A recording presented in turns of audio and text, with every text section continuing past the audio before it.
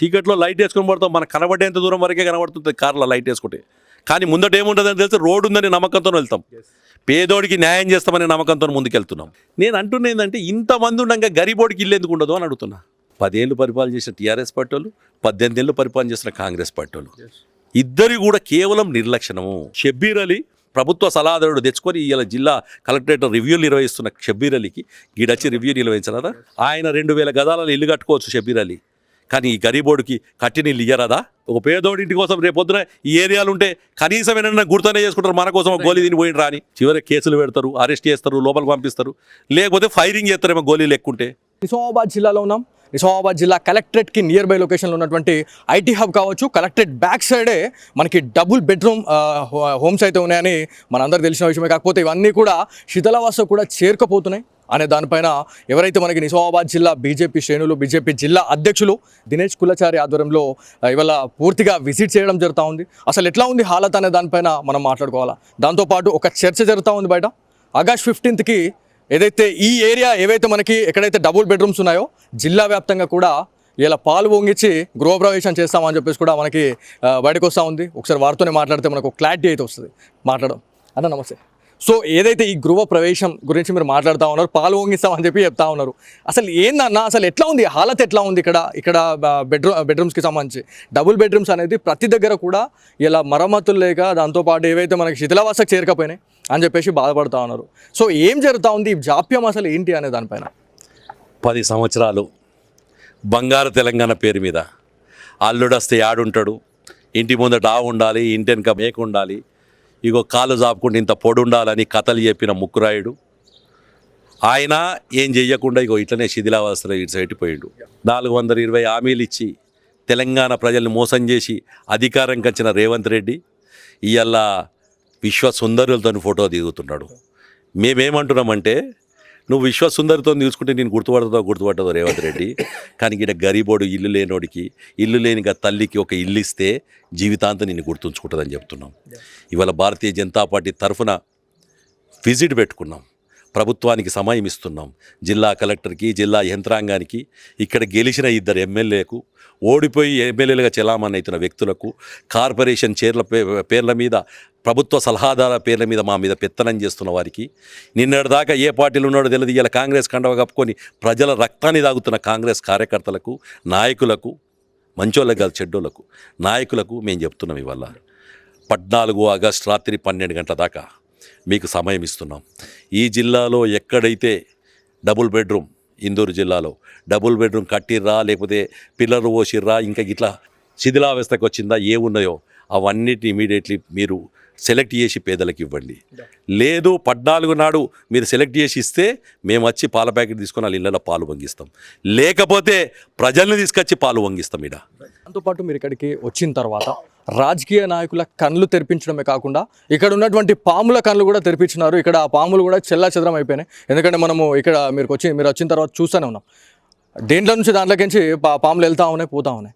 అసలు ఇంత దారుణం అసలు. అంటే నిజామాబాద్ జిల్లాలో మీరు ఆల్రెడీ ఒక మాట మాట్లాడడం జరిగింది, బీద ప్రజలు కనబడట్లేదా ఇందూరు జిల్లాలో అని చెప్పేసి కూడా మీరు మాట్లాడుతూ ఉన్నారు. ఇన్ని ఇయర్స్లో దాదాపు 10 సంవత్సరాలలో మరి ఏం చేశారు? ఇదేమన్నా స్కామ్ లాగా, అంటే వాళ్ళ కార్యకర్తలకే ఇద్దామని చెప్పేసి ఇదంతా పెండింగ్ పెట్టుకొని ఇప్పుడు ఈడి దాకా వచ్చిందని మీరు అనుకుంటా ఉన్నారా? గరీబోడు ఏ పార్టీ కార్యకర్త కాదు, గరీబోడికి ఇవ్వమని చెప్తున్నాం మేము. అటు కాంగ్రెస్ ఉండొచ్చు, టీఆర్ఎస్ వాడు ఉండొచ్చు, బీజేపీ ఎవడన్నా ఉండొచ్చు. గరీబోడికి, విలేజ్లో ఇల్లు లేనోడికి, గుడిసెలో ఉన్నోడికి, తాట్పత్తులు కప్పుకొని ఉండేటోడికి, ఇక్కడ బోర్గంగ్ పోదాం, చెట్ల కింద, చింత చెట్టు కింద ఉంటారు, వర్షం పడితే ఓళ్ళన గూళ్ళు ఉంటే గూళ్ళక్కడ పోయి నిలబడతారు, బతికి తెల్లని దాకా వర్షం పడుతున్నా కానీ ప్లాస్టిక్ కవర్లు కప్పుకొని బతుకుతారు. జై భీమరావు నగర్ అని ఉంటుంది. ఈ ఖానాపూర్ విలేజ్లో నేను చాలాసార్లు గత వర్షకాలంలో నేను తిరిగాను. ఇల్లు లేని అమ్మలు, తల్లులు వాళ్ళంతా కూడా ఇగో ఇది పరిస్థితి ఆడ ఉన్న దగ్గర. ఈ కానూరులో ఉన్న పరిస్థితి ఉంది. ముబారక్ నగర్లో 800 మంది ఇల్లు లేదని అప్లికేషన్ ఇచ్చారు, 500 మంది సెలెక్ట్ చేసారు. ఇప్పుడు 50 మందికి ఇల్లు అని చెప్పి ఒక కాగితం ఇచ్చారు. అంటే వీళ్ళు చెప్తున్న ప్రకారం ఇంకా 10 ఏళ్ళ దాకా కూడా ఇప్పుడు వీళ్ళు సెలెక్ట్ చేసిన వాళ్ళు కూడా కంప్లీట్ గారు. అంటే ఆ 10 ఏళ్ళ తర్వాత పుట్టినోడు, ఇవాళ పుట్టిన పెరిగినోడు, రేపొద్దున ఇబ్బంది ఉన్నాడు. అట్లున్న పరిస్థితుల్లోకి ఇలాంటి ఉన్న ఇల్లు ఇస్తే వీళ్ళది ఏం పోయేది ఉంది? పాములు తిరుగుతున్నాయి. ఇప్పుడు వీళ్ళు కట్టిన ఇల్లు ఎంత అయిందో తెలియదు, కానీ ఇప్పుడు మళ్ళీ అన్నకు రేపొద్దున గృహప్రవేశం చేసుకుని మంచి చేసుకోవాలన్నా మళ్ళీ 1,00,000-2 లక్షల రూపాయలు కావాలి. ఇందిరా మిల్లు ఇస్తున్నావు, నీ పార్టీ వాడికి ఇస్తున్నావు, ఓడికి ఇస్తున్నావు. ఆడు కొంచెం బంగారం ధర అయింది, మా తాత ముత్తాతలు ఎవరైనా పెట్టిన పై ఒక 2 తులాలు 3 తులాలు ఉంటే అమ్ముకొని ఆ 2-3 లక్షలు వస్తే దాన్ని కలుపుకొని ఇంత పెద్ద కట్టుకుందాం, జీవితంలో ఒకటేసారి కట్టుకుందామంటే లేదని రూల్ పెడుతుంది. ఇదే నరేంద్ర మోడీ ఈ దేశంలో ప్రధానమంత్రిగా 4 కోట్ల ఇల్లు కట్టాడు ఈ 11 సంవత్సరాల్లో. ఇదే కాంగ్రెస్ పార్టీ అధికారంలో ఉన్న పక్కన కర్ణాటకలో లక్షల ఇల్లు కట్టాడు. ఇలా భేదం లేకుండా గరీబోడి గట్టి 4 కోట్ల ఇళ్లలో 40 లక్షల ఇండ్లు మైనార్టీ ముస్లిం లేడీల పేర్ల మీద పట్టాలిచ్చాడు. ఓటేస్తారా అని ఆలోచించలే, రాజకీయం ఆలోచించలే, కర్ణాటకలో కాంగ్రెస్ ఉందని ఆలోచించలే, ఏ పార్టీ కార్యకర్త అని ఆలోచించలే, ఏ పార్టీకి ఓటేస్తారని ఆలోచించలే. పేద ప్రజలకు ఇల్లు ఉండాలి, ఇల్లు అనేది పేద ప్రజల యొక్క కళ, ఆ కళ నెరవేరాలని చెప్పి తాపత్రయంతో చెప్పాడు. అందుకోసం చెప్తున్నాం ఇవాళ ఈ దేశానికి 15 ఆగస్టు అనేది 14 ఆగస్టు రాత్రి 12 గంటల తర్వాత మనకు దేశానికి స్వతంత్రం వచ్చిందంటారు. నేను ఇవాళ ఇందూరులో ఉన్న గరీబోడి కల్లా చెప్తున్నా.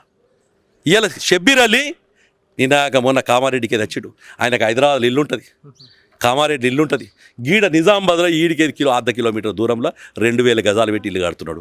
మరి షబ్బీర్ అలీ నీకు అన్ని దగ్గర ఇల్లు ఉండగా నా గరీబ్ తల్లికి ఎందుకు ఇల్లు ఉండదు? ఈడ నేను అడుగుతున్నా. ఇవాళ భూపతి రెడ్డి గారు మీకు హైదరాబాద్ ఇల్లుంది, ఈడుంది, ఇల్లుంది, 10 ఎకర్ ఇల్లుంది, మీకే ఈ గరీబోడికి ఎందుకు ఉండదు ఇల్లు అన్న? ఈ ఉన్న ఖాళీ ఇవన్నీ ఇవ్వచ్చు కదా. కాబట్టి ప్రభుత్వంకి డిమాండ్ చేస్తున్నాం, 14th ఆగస్ట్ ఈవినింగ్ దాకా dead line, 15th August morning ఈ దేశానికి స్వతంత్రం వచ్చినట్టు ఇందూరు జిల్లాలో ఉండే గరీబోలు కొంతమంది కన్నా సొంత ఇల్లు కల నెరవేరు. దీంట్లో గత మాజీ ఎమ్మెల్యేల గురించి మనం మాట్లాడుకుంటే కేసీఆర్ గారికి అతి సన్నిహితులుగా మనం చెప్పుకుంటాం. దాంతోపాటు నిజామాబాద్ జిల్లా రాజకీయాలు అంటే బీజేపీలో కావచ్చు, లేకపోతే కాంగ్రెస్లోనే కావచ్చు, లేకపోతే బీఆర్ఎస్లోనే కావచ్చు, ఎప్పుడు హాట్ టాపిక్గానే ఉండిపోతుంది. అంటే చాలామంది పొలిటికల్ లీడర్లు ఉన్నటువంటి జిల్లా ఏదైనా ఉందంటే నిజామాబాద్గా చెప్పుకుంటాం. అంటే ప్రతి నియోజకవర్గంలో కొంతమంది బీఆర్ఎస్ ఎమ్మెల్యేలు, గత ప్రభుత్వంలోని మాజీ ఎమ్మెల్యేలు వాళ్ళ నియోజకవర్గానికి కొన్ని వందల బెడ్రూమ్ ఇండ్లనైతే బీద ప్రజలకు ఇవ్వడం జరిగింది. మరి నిజామాబాద్ జిల్లాలో అది ఎందుకు కాలేకపోయింది? ఎందుకంటే మాజీ ఎమ్మెల్యే జీవన్ రెడ్డి గారు కావచ్చు, దాంతోపాటు బీగాల గణేష్ గుప్తా గారు కావచ్చు, లేకపోతే బాజిరెడ్డి గారు, అంటే ఎట్లా, అంటే వీళ్ళంతా కూడా ఏం చేశారు ఆ టైంలో అనే దాని గురించి. ఇప్పుడు కాంగ్రెస్ వాళ్ళు ఏం చేస్తారో అలాదే చేశారు. పైసలు సంపాదించుకోవాలి, పోరాగాలను సెటిల్ చేసుకోవాలి. 10 ఏళ్ళ టీఆర్ఎస్ పరిపాలనలో ఆ కవితమ్మ తప్ప ఓడు కనవలే. ఆ రోజు 300 కార్లతో ర్యాలీ తీసే కవితమ్మ ఇవాళ ఛాయ్ బట్టిలోకి పోయి ఛాయ్ తాగే స్టేజ్కి వచ్చిందంటే మీరు అర్థం చేసుకోవాలి. ప్రజలు ఆకాశం మీద ఉన్నోడి కిందికి భూమి మీద దించుడు ఎట్లా తెలుసు, పాతాళంలో అనగదొక్కుడు కూడా ఎట్లా తెలుసు. ఇలా విర్రువీగుతున్న టీఆర్ఎస్లకు ఏదైతే కాల్చి వాత పెట్టిర్రో బాజిరెడ్డికి, బిగాలకు, షకీల్కు, జీవన్ రెడ్డికి అందరికి పెట్టిర్రో రేపు ప్రజలు కాంగ్రెస్ నాయకులకు కూడా పెడతారు, జాగ్రత్త అని చెప్తున్నాం. అంటే మొత్తానికి ఇక్కడికి వచ్చిన తర్వాత మీరు ప్రతి ఒక్క డబుల్ బెడ్రూమ్ని విజిట్ చేయడం జరిగింది, పాములు వెళ్తూ ఉన్నాయి. దాంతోపాటు మీరు పరిశీలించిన దాంట్లో చాలామంది ఇక్కడ కొంతమంది ఆరోపణలు కూడా చేస్తూ ఉన్నారు. ఏవైతే విండోస్ కావచ్చు, లేకపోతే వాటికి బిగించినటువంటి డోర్స్, వాటిని కూడా పీక్కొని వెళ్ళిపోయినారు. ఇక్కడ ఎలాంటి సెక్యూరిటీ లేకపోవడం వల్ల ఇదంతా కూడా జరిగింది అని చెప్పేసి అంటూ ఉన్నారు. దాంతోపాటు ఎన్ని వందల బెడ్రూమ్లు ఉన్నాయి, ఎంతమందికి ఇది లబ్ధి అయ్యే అవకాశం ఉంటుంది మీరు అనుకునే విధంగా? 15,000 ఇండ్లు మంజూరయ్యాయి ఇందూరు జిల్లాలో, 15,000 ఇండ్లు మంజూరయ్యాయి. ఇప్పుడు ఈ కొత్త ప్రభుత్వము రాష్ట్ర వ్యాప్తంగా 2.5 లక్షల ఇల్లు అంటుంది. నేను అంటున్నా ఏంటంటే ఇంతమంది ఉండగా గరీబోడికి ఇల్లు ఎందుకు ఉండదు అని అడుగుతున్నా. ఇన్ని కోట్ల రూపాయలు ఖర్చు పెడుతున్న సందర్భంలో గరీబోడికి ఇల్లు ఎందుకు ఉండదు అని అడుగుతున్నాను. ఇలా యూపీలో 40-50 లక్షల ఇల్లు కట్టి పేద ప్రజలకు ఇచ్చారు. ఇలా యూపీలో అంత పెద్ద రాష్ట్రంలో చేసినప్పుడు చిన్న రాష్ట్రము, ధనిక రాష్ట్రము, బంగారు తెలంగాణ రాష్ట్రము ఎందుకు ఈ పరిస్థితి వచ్చిందన్న? 10 ఏళ్ళు పరిపాలన చేసిన టీఆర్ఎస్ పార్టీ వాళ్ళు, 18 ఏళ్ళు పరిపాలన చేసిన కాంగ్రెస్ పార్టీ వాళ్ళు, ఇద్దరు కూడా కేవలం నిర్లక్ష్యము. కేవలం అంటే ఎంత దూరం ఉంది ఇక్కడ నుంచి కలెక్టర్ గారికి, ఎంత దూరం ఉంటుంది? ఆ గోడ దుంకితే కలెక్టర్ గారికి రావచ్చు. నేను చెప్తున్నా, ఎమ్మెల్యేలు తిరుగుతున్నారు. భూపతి రెడ్డి ఇల్లు ఈ కాన్స్టిట్యుయెన్సీ, ఈ భూమికి ఎమ్మెల్యేగా ఉన్న వ్యక్తి భూపతి రెడ్డి ఈడికేదో 2 కిలోమీటర్ల దూరంలో ఇల్లు ఉంటుంది ఆయనది. ఈ పక్కనున్న ఎదురుగా అర్బన్ కాన్స్టిట్యుయెన్సీ నుంచి కాంగ్రెస్ పార్టీ నుంచి పోటీ చేసి ఓడిపోయిన తర్వాత కూడా ప్రజల చేత చీకొట్టి ఓడిపోబడ్డ షబ్బీర్ అలీ, ప్రభుత్వ సలహాదారుడు తెచ్చుకొని ఇలా జిల్లా కలెక్టరేట్ రివ్యూలు నిర్వహిస్తున్న షబ్బీర్ అలీకి గీడొచ్చి రివ్యూ నిర్వహించరాదా? ఇది కనబడతలేదా? ఆయన 2000 గదాలలో ఇల్లు కట్టుకోవచ్చు షబ్బీర్ అలీ, కానీ ఈ గరీబోడికి కట్టిన ఇల్లు ఇయ్యరాదా? ఇది భారతీయ జనతా పార్టీ అడుగుతుంది. దీంట్లో మీరు విజిట్ చేసిన తర్వాత చాలామంది దినేష్ కులచారి అంటే రూరల్ నియోజకవర్గ ప్రజలకు ఒక అన్నదమ్ములుగా మీరు ఒక పెద్ద దిక్కులాగా వాళ్ళు చూస్తూ ఉంటారు. అంటే ఈ ప్లేస్ అనేది రూరల్ నియోజకవర్గానికి సంబంధించినటువంటి ప్లేస్ అని చెప్పేసి మనకు తెలుస్తూ ఉంది. సో దీంట్లో ఓన్లీ రూరల్ వాళ్ళకే దీంట్లో ఛాన్స్ ఉందా, లేకపోతే జిల్లా వాసులందరికీ బీద ప్రజలకు ఉందా? నేను చెప్తున్నా, గరీబోడికి పార్టీ ఉండదు, ఈ ప్రాంతం ఉండదు. గరీబోడు భారతీయుడు. నేను అనేది ఏంటంటే, ఇక్కడ ఖానాపూర్ దగ్గర ఉన్నారు, వాళ్ళకి అందుబాటులో ఉంటుంది. ఎందుకంటే ఇక్కడనే పుట్టిరు, పెరిగిరు, ఇక్కడ అన్నీ తెలుసు. మంచికి చెడ్డకు 10 మంది వచ్చి నిలబడతారు. కాబట్టి నేను అనేది, ఎవరైతే గరీబోళ్ళు ఉన్నారో, ఇందూరు పట్టణంలో కావచ్చు, ఇందూరు పట్టణం ఎంతుండే, జిల్లా నుంచి మొత్తం వస్తేనే కదా చేరింది. ఇలా మహారాష్ట్రకి ఏదొచ్చారు, కర్ణాటక ఏదొచ్చారు, నిర్మల్కి ఏదొచ్చారు, బైన్సాకి ఏదొచ్చారు, జగిత్యాలకి ఏదొచ్చారు, కొరుట్లకి ఏదొచ్చారు, హైదరాబాద్కి ఏదొచ్చి కూడా డాక్టర్లు బతుకుతున్నారు. ఇక్కడ ఈ జిల్లా, ఇందూరు జిల్లా అందరినీ కడుపులో పెట్టుకుంటుంది. మేము కూడా అందరి కోసం అంటున్నాం, కొందరి కోసం అంటలేను. కానీ ఈ ప్రాంతంలో ఉంది కాబట్టి ఈ ప్రాంతం వాళ్ళకి ప్రాధాన్యత ఇయ్యరని చెప్తున్నాం. సో దీంట్లో ఇంకొక క్వశ్చన్ నేను వేద్దాం అనుకున్నా, కాకపోతే ఈ క్వశ్చన్ వేసే ముందే నాకు కొంచెం బాధ అనిపిస్తూ ఉంది. దాదాపు 15,000 బెడ్రూమ్లు ఏవైతే డబుల్ బెడ్రూమ్లు వచ్చినాయి అని చెప్తా ఉన్నారు. కొన్ని ఏరియాలలో ఏవైతే నాగారంలోనే ఏవైతే మనకి సేమ్ డబుల్ బెడ్రూమ్ ఇళ్లలో అసాంఘిక కార్యకలాపాలకు చోటుగా మారిపోయినాయి అని చెప్పేసి కూడా ఇదొక బాధాకరమైన విషయం అన్న. ఎందుకంటే దీంట్లో బీద ప్రజలు ఎంతవరకు వాళ్ళకి న్యాయం జరిగింది, వాళ్ళు లబ్ధి పొందిరు అనేది పక్కన పెడితే మాత్రం అసాంఘిక కార్యకలాపాలకు చోటుగా నిలుస్తుంది.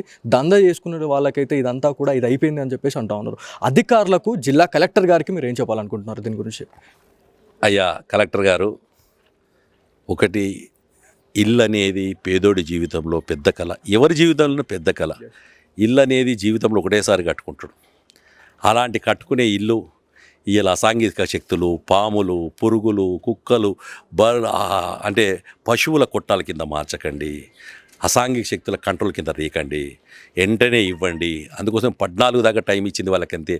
ఇవి రిపేర్లు చేసి, సెలెక్ట్ చేసి, వాళ్ళకి మీరు పట్టాలు ఇచ్చి ప్రభుత్వం అలంకారంగా తీసుకొస్తే మీకు హారతులు పడతారు.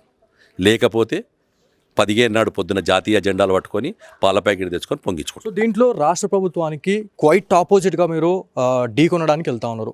సో దాంట్లో ఎన్నో ఒడిదుడుకులు కూడా అయ్యే అవకాశం ఉంటుంది. సో దాని గురించి ఏమైనా ఆలోచించారా మీరు? దాని గురించి ఏం ఒడిదుడుకులు ఏముంటుంది, కేసులు పెడతారు. ఫైరింగ్ అయితే వేయరు కదా.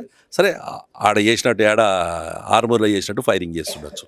ఎలా జీవితాంతం కష్టపడి. సో దేనికైనా మీరు సిద్ధంగా ఉన్నారు అని అంటారు? 101%.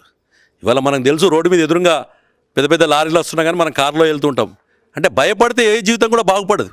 చీకట్లో లైట్ వేసుకొని పడతాం, మనకు కనబడేంత దూరం వరకే కనబడుతుంది కారులో లైట్ వేసుకుంటే. కానీ ముందట ఏముంటుందని తెలిసి రోడ్డు ఉందని నమ్మకంతో వెళ్తాం. పేదోడికి న్యాయం చేస్తామనే నమ్మకంతో ముందుకెళ్తున్నాం. అయితే ఏం జరుగుతుంది? చివరికి కేసులు పెడతారు, అరెస్ట్ చేస్తారు, లోపలికి పంపిస్తారు. లేకపోతే ఫైరింగ్ చేస్తారేమో గోళీలు ఎక్కుంటే.